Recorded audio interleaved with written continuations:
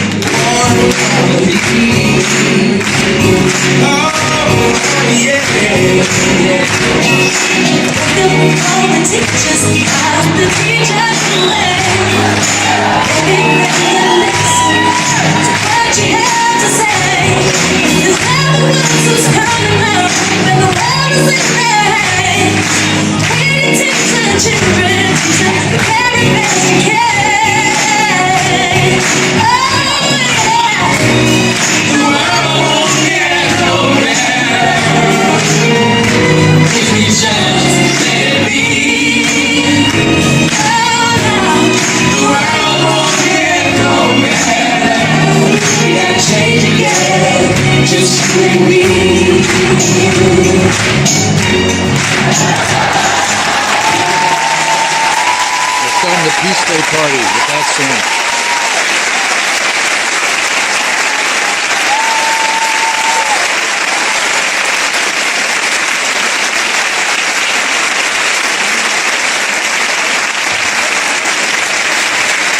We have no words to thank Leymah.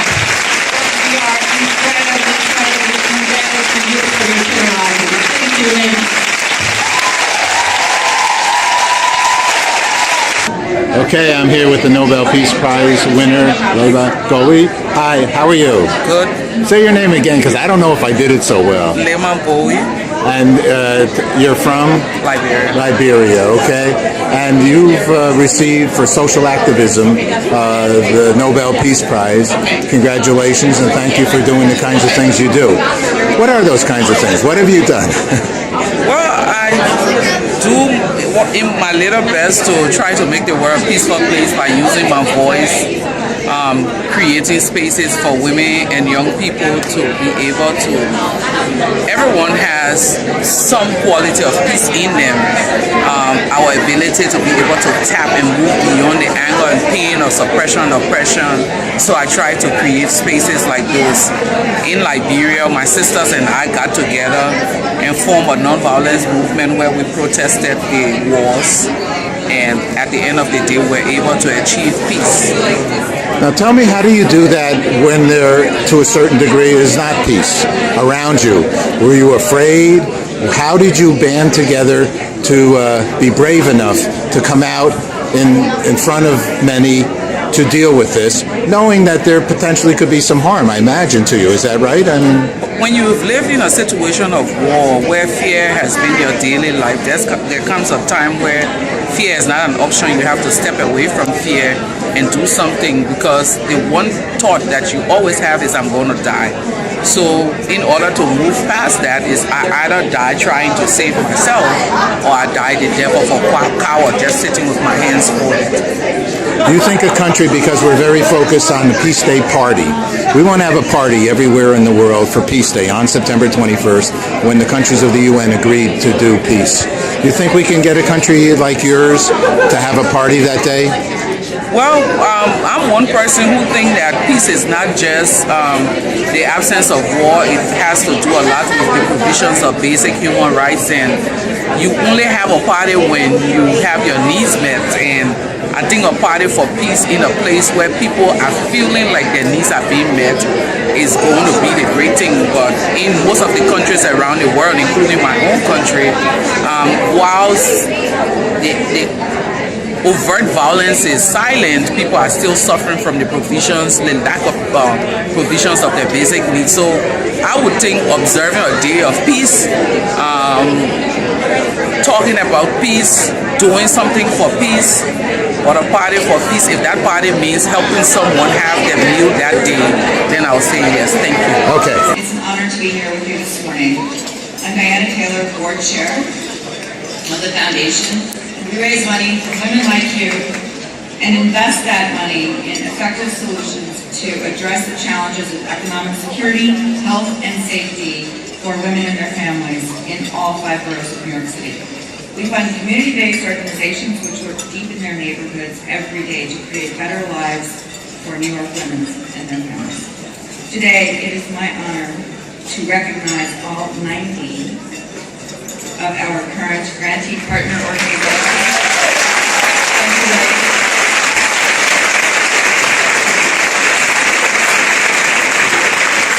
We're honoring them for their vision, their courage, and the incredible work that they do that makes such a difference in uplifting women's lives in our city.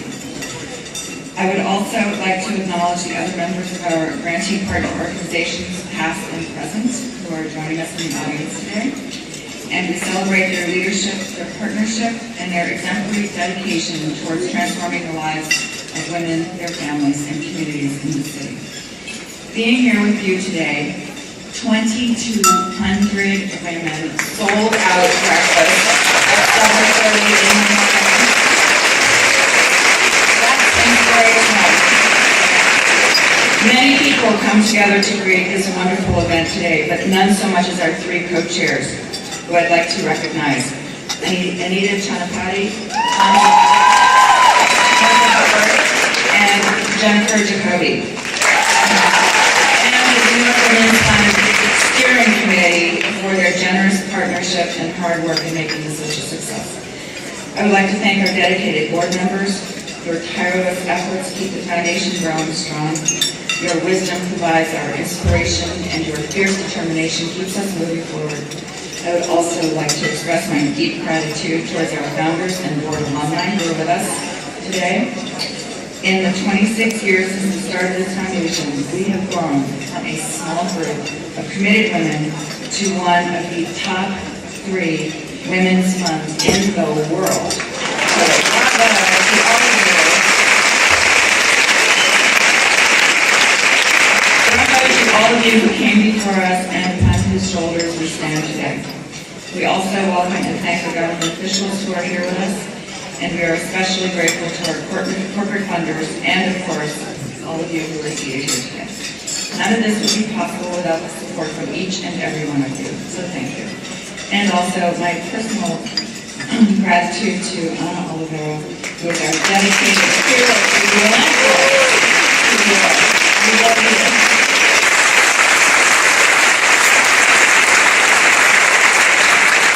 Anna Oliveira. Okay, I'm with Anna Oliveira. You're the executive director? Yes. Okay, of the New York Women's Foundation. Congratulations, very busy day. Thank you so much. A lot of friends here and supporters and so on. Tell us about the day. The breakfast is a very important event for us because we have the opportunity to highlight the work of our 90 grantee partners in New York who are working with families to uplift them, women, children, all the communities in New York that traditionally are underinvested. So the foundation is very thankful to its supporters and to its grantee partners, and that's what we celebrate this month. And so what's good news for you? Last question. Because they're all calling you and they all want to Good John and news go. for us is that in spite of a slow recovery, New Yorkers are making progress. Women are getting jobs. Single mothers are getting more support. Hi, this is Paul Slakis. I'm here with Tina Brown. Hi, Tina. How are you? Hi. Congratulations. Thank you. You're a Nobel Prize winner. Is that right? Do I I'm understand not a that? Nobel Prize winner, absolutely not. No, that's the next honoree. That's Gbowee. Were you the president of the country? Not yet. Tina Brown, though, she is a wonderful woman, the editor-in-chief of the Newsweek, the Daily Beast. Is that right? Do I have that right? Okay. Tell us how you feel about being honored by New York Women's Foundation. You know, it is an amazing honor. This is a foundation that does so incredibly for women. And I feel very proud that, you know, our efforts at Women in the World Summit, which we launched 4 years ago, are being acknowledged in this way, because we feel like we're the newcomers at the party, and of course the foundation has been in this world for so many years and has done such such incredible fundraising work. Now, you've had a long career in media and communications, and how do you think that the media portrays women? Well, it's a bit remorseless in the way it looks at women. I mean, the fact is, I think that Hillary was appallingly treated by the media when she ran last time. It'll be very interesting to see when she runs next time, if she runs next time, whether the same treatment will again be meted out to her, because there was a kind of level of personal, pickiness and unfair standards that I hadn't really seen in a long time. So it can be very difficult, I think, to put in the spotlight. But, there are some wonderful, great, big women doing big, great things. So, I mean, nothing's going to deter us. That's good news. What's good news for you? Well, and what's good news is that the Daily Beast is growing by 25% last year, 30%, and the Women in the World Summit has so successful this year. We had 44 million people tweeting out of it, which I have to say was an incredible thrill to feel that we were reaching so many people. Fantastic. Congratulations. Thank you. Hi, I'm here with Abigail Disney. Hi, how are you? Hi, nice to meet you. Now, you've been connected with this organization for some time? 21 years. Only. Okay, how come? Because it's the best thing since sliced bread. Okay. Because it's about bringing the best people and the brightest people to the worst problems. What are some of the kinds of things you've done over that period of time? Well, over the years I've been the board chair and the head of allocations, and I've served on every committee and done everything you can do at this foundation. Now, what are some of the things that you're very, that recollect? Well, everything that you've ever done, I'm sure, was great. Give me an example of something that the organization's done. We have found and supported some of the smallest, most scrappy organizations in the city. So, you sometimes go out there to a faraway neighborhood and you find, for instance, the only NA and AA program in all of Coney Island where there are substance abuse problems up and down the block, where they're just scrapping it out on no money and no resources, but all kinds of heart. And that's the kind of thing, this is a program that was run by a former drug enforcer, used to carry a weapon around, who is now sort of the archangel of substance abuse recovery and resuscitating lives. So, I mean, I've met some of the best people you can imagine. Fantastic. Last question. What's good news for you? What's good news? What's good news for me is I'm working on films and I get to be friends with this amazing woman, Leymah Gbowee, so I'm the luckiest girl around. Hi, my name is Ashley Marinaccio. I am the artistic director of Girl Be Heard, which is one of the organizations receiving a grant from New York Women's Foundation. Oh, that's marvelous. Tell me a little bit about the organization. Girl Be Heard creates a safe space for girls between the ages of 12 and 21, so girls and young women, to write and perform their own work. We're a theater company and we engage girls with social issues and the issues that they're facing as young women growing up in today's society. And we also have a global component where girls write, and we have an educational curriculum where girls learn and then they write plays about global issues facing women worldwide. So we've done shows about sex trafficking, about child marriage, about rape in the Congo, and then our the shows that feature the girls' personal stories. We call them our girl power shows, and they've touched on subjects from bullying to family to sexuality to issues that the girls face in school and within their communities. Okay, beautiful. How did the organization begin? We started at the Manhattan Theater Source in 2008. We were actually supposed to be a one-time show for girls to come in and tell their stories. It was supposed to be a one-time thing, and then the 12 girls who were part of the first Girl Be Heard workshop ended up demanding that we continue it, and it's grew into what it is today. Great. What's good news for you?